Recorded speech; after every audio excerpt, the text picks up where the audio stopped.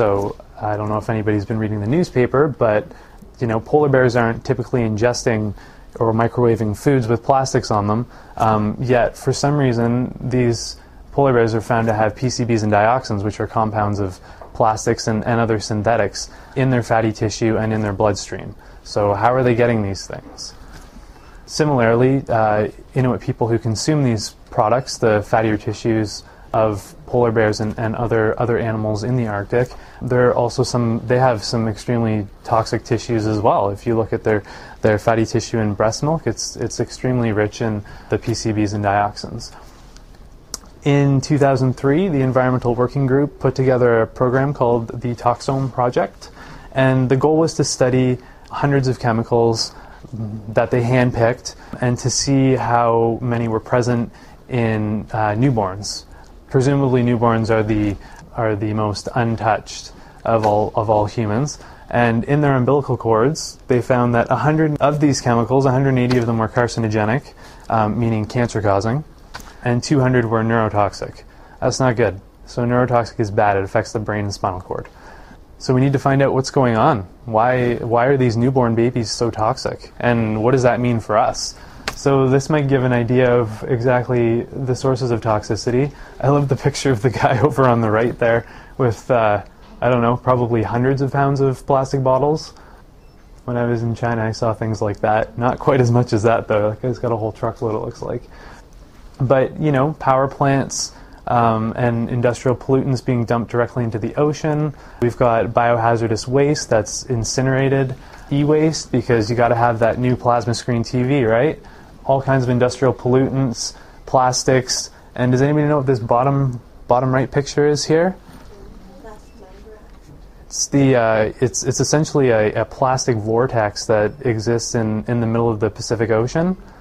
Because of wind and water currents, essentially this plastic, and this is kind of like the tip of the iceberg, apparently it extends for meters, hundreds of meters, or tens of meters below the surface as well, and this literally covers hectares of the Pacific Ocean. So this is just like a reservoir of plastic. There's more plastic than plankton, sort of thing going on there. So it's yeah, a little bit disheartening. So here's some quotables that I came across from The 100-Year Lie, which is the book that Anne was so nice to put up front here. The synthetics revolution is a byproduct of three sectors of economy: processed food industry, chemical industry, and the pharmaceutical industry. So these are the three big ones, the ones that are producing the most waste, really pushing technology to create these products that are eventually becoming toxic because of their non-biodegradable nature. So it's important to keep those businesses in mind. And this is a quote that I found really amazing because this is pretty much what I deal with in my practice.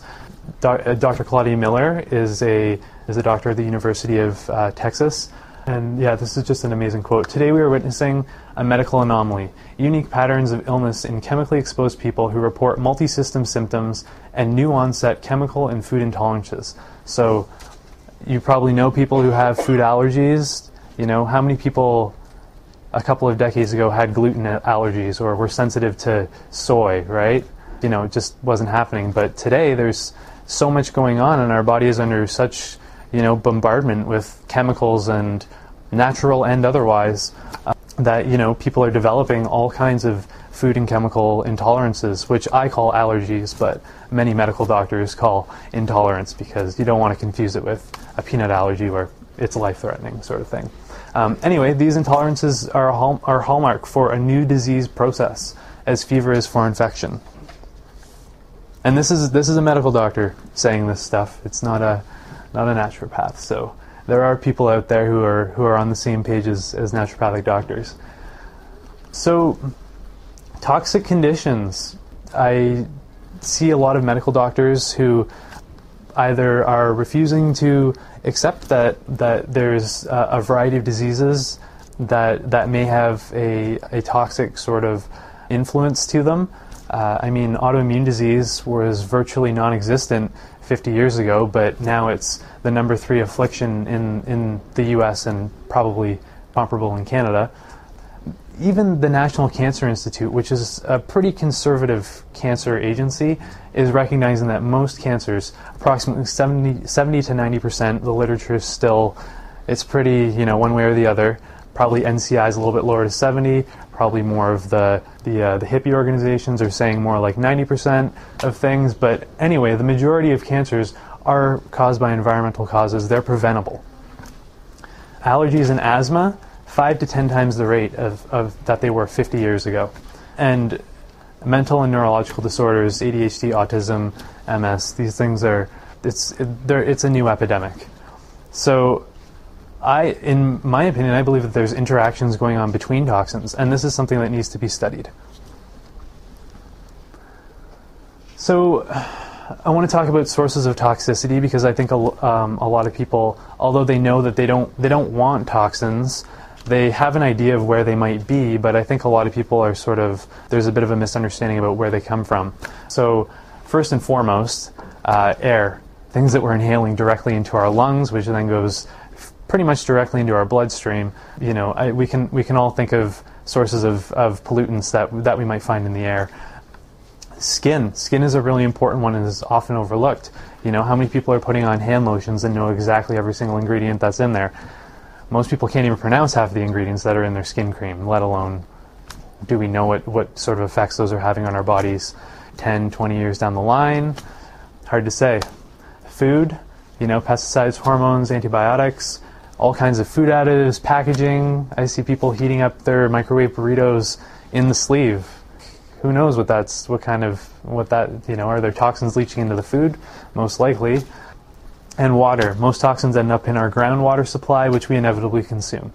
These are the 4 major routes of exposure, and we want to limit our exposure in any way that we can, primarily through these 4.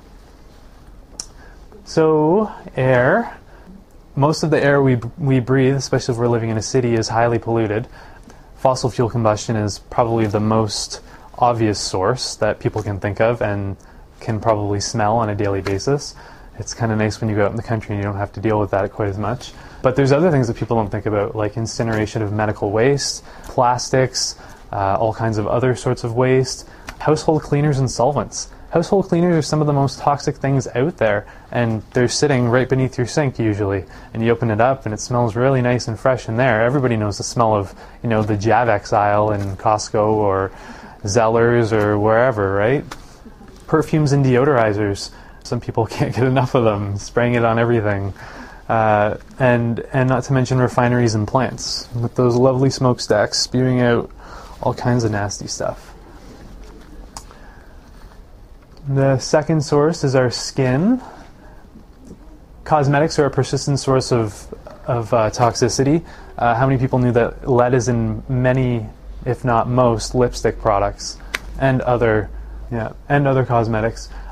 Children are essentially playing in toxic playgrounds. Pesticides on the grass. The benches are weatherproofed with arsenic and a few other minerals. Chromium something arsenate. Plastic swings and kids' toys. Kids love to put stuff in their mouth, and if they're made of plastic, these children are essentially ingesting a small percentage, but it is there that they are ingesting that. And other things that we come in contact with. So our mattresses and pillows and home building materials, there's that PDBE, I was talking about that earlier, that's a flame retardant, and it persists through multiple generations. Food, okay, so we've got our unhealthy foods, which most of those I wouldn't really consider foods up in the top right there, especially that orange cheesy looking thing. I don't know what that is. Yeah, try to avoid that at all costs, I think. So deep fried foods, anything that's processed, GMO, we don't really know the long-term effects of most GMOs. Genetically modified organisms. Sodas have phosphoric acid in them, and not to mention artificial sweeteners, which are neurotoxins. Aspartame breaks down into formaldehyde, just so everybody's aware of that. Heavy metals, all kinds of weird and wonderful packaging and coloring agents on our packages just to make them look eye-catching. And on top of that, people might even be consuming foods that they're allergic to. Lots of wonderful food additives, coloring and flavoring agents, preservatives, pesticides, and hormones. Medications are another source of toxicity where people may be ingesting, and other healthcare products. Among these,